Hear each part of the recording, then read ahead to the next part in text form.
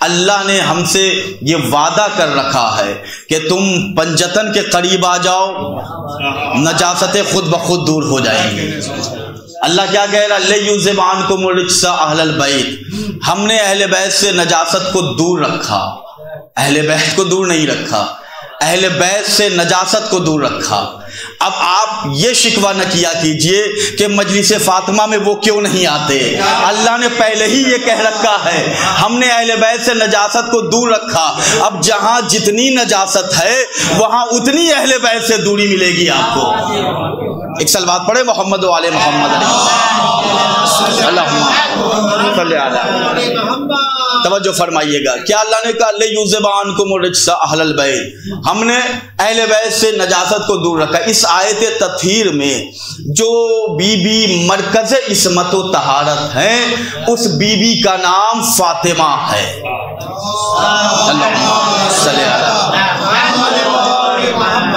جس be be کو اللہ نے مرکزیت عطا کی ہے اس بی بی کو سید عالمیان کہتے ہیں، مادر حسنین کہتے ہیں، ام السادات کہتے ہیں، ام الحسنین کہتے ہیں، ام السبتین کہتے ہیں، انسیہ کہتے ہیں، حورہ کہتے ہیں، عذرا کہتے ہیں، بطول کہتے ہیں، مادر حسنین کہتے ہیں، بنت رسول الثقلین کہتے ہیں، زوجہ امیر المومنین کہتے ہیں، زوجہ یعصب الدین کہتے ہیں، زوجہ امام المتقین کہتے ہیں۔ میں جملہ بدل کر یا سمیٹ کر کہوں جو کائنات کو چلائے اسے حسن و حسین کہا جاتا ہے، جو حسن و حسین کی انگلیاں تھام کر انہیں چلائے انہیں فاطمہ زہرا کہا جاتا ہے۔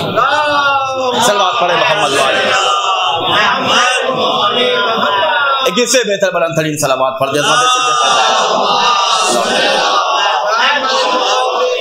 مولا سلامت رکھے آپ سب کی آمد کو کارآمد بنائے۔ تو اللہ نے اہل بیت سے نجاست کو دور رکھا ہے۔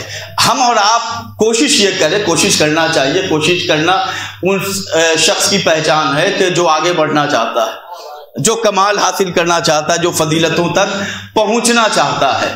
تو اللہ نے اہل بیت سے نجاست کو دور رکھا۔ آیت میں یہی اعلان ہوا لِیُذْهِبَ عَنْکُمُ الرِّجْسَ، ہم نے اہل بیت سے نجاست کو دور رکھا ہے۔ اب آپ اور ہم اپنے ذہن میں ایک سوال لا سکتے ہیں کہ اہل بیت سے نجاست کتنی دور ہے؟ یہ سوال آ سکتا ہے کہ اہل بیت سے نجاست دور ہے۔ لِیُذْهِبَ عَنْکُمُ الرِّجْسَ اہل البیت، اہل بیت سے نجاست دور ہے۔ تو اہل بیت سے نجاست بھائی کتنی دور ہے؟ تو ہم اور آپ کیا بتائیں؟ قرآن اللہ کا کلام ہے، اللہ سے پوچھے اللہ تو ہی بتا اہل بیت سے نجاست کتنی دور ہے۔ تو اللہ کہے گا کہ کبھی کبھی کسی چیز کو اس کے ضد سے سمجھی جاتی ہے۔ اگر عالم کو پہچاننا ہے تو جاہلوں کی جہالت کو دیکھ لو، عالموں کی اہمیت کا اندازہ ہو جائے گا۔ دن کے اجالے کی روشنی کسے کہتے ہیں؟ تو رات کی تاریکی کو سمجھا دیا جائے، لوگ دن کے اجالے کی قدر و قیمت کرنا محسوس کرنے لگیں گے۔ تو ہر چیز اپنی ضد سے پہچانی جاتی ہے۔ تو اللہ سے آئے پوچھے یا اللہ تو ہی بتا علی سے نجاست کتنی دور ہے، فاطمہ سے نجاست کتنی دور ہے، حسن سے نجاست کتنی دور ہے، حسین سے نجاست کتنی دور ہے۔ تو اللہ کہے گا میرے دور کو دیکھنا چاہتے ہو تو پہلے میرے قریب کو دیکھ لو۔ توجہ فرمائیے گا، اللہ نے کہا کہ اگر میرے دور کو دیکھنا چاہتے ہو تو پہلے میرے قریب کو دیکھ لو، قریب سمجھ جاؤ گے، دور خود بخود سمجھ میں آ جائے گا۔ اب اللہ نے قرآن میں کہا لِیُذْهِبَ عَنْکُمُ الرِّجْسَ، ہم نے اہل بیت سے نجاست کو دور رکھا۔ یہاں پہ دوری کا اعلان ہوا۔ اب اللہ نے سورہ قمر چاند والے سورے میں اپنے قریب کا اعلان کیا۔ کیا اللہ کہہ رہا بسم اللہ الرحمن الرحیم اقتربت الساعۃ، قیامت قریب ہے۔ توجہ فرمائیے گا، ابھی آپ اور ہم کیا سوال کر رہے تھے؟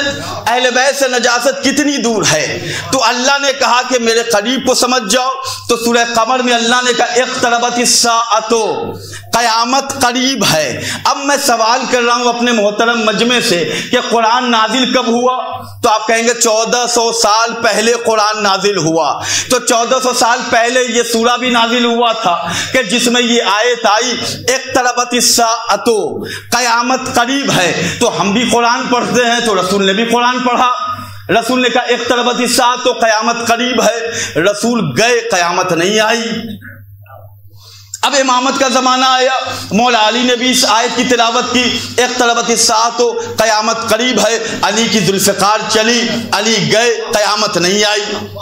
وہ زمانہ آیا کہ جسے امام حسن کا دور کہا جاتا ہے، امام حسن نے بھی اس آیت کی تلاوت کی، اقتربت الساعۃ، قیامت قریب ہے۔ عزیزو امام چلے گئے، قیامت آج تک نہیں آئی۔ ایک امام کے بعد دوسرے امام آتے گئے، آیت کی تلاوت کرتے گئے اور کہتے گئے قیامت قریب ہے۔ عزیزو ذرا سا اپنے ذہن کی ڈائری کو کھولے اور عقل سے کام لے کہ جس اللہ کا قریب اتنا دور ہے، اس اللہ کا دور کتنا دور ہوگا۔